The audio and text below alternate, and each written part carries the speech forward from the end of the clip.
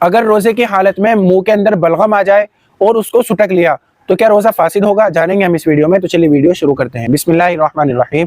دیکھیے، اگر روزے کی حالت میں بلغم سٹک لیا اور بلغم تھوڑا سا ہے تو روزہ فاسد نہیں ہوگا، لیکن اگر بلغم کی مقدار بہت زیادہ ہے تو امام ابو یوسف رحمۃ اللہ علیہ کے نزدیک روزہ فاسد ہو جائے گا، اور امام ابو حنیفہ رحمۃ اللہ علیہ کے نزدیک روزہ فاسد نہیں ہوگا۔ اس لیے بلغم وغیرہ میں احتیاط کرنی ضروری ہے۔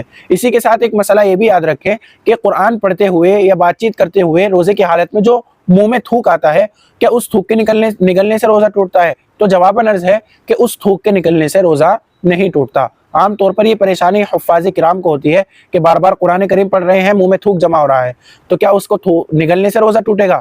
تو فقہا نے لکھا ہے کہ اس کو نگلنے سے نہ روزہ ٹوٹے گا نہ مکروہ ہوگا۔ البتہ جان بوجھ کر منہ میں بہت سارا تھوک اکٹھا کرنا اور یہ سوچ کر نگلنا کہ میرا پیٹ بھر جائے گا، ایسا نہیں کرنا چاہیے۔ یہ ویڈیو کے اندر ہم جانیں گے کہ کیا روزے کی حالت میں انہیلر یوز کر سکتے ہیں یا نہیں۔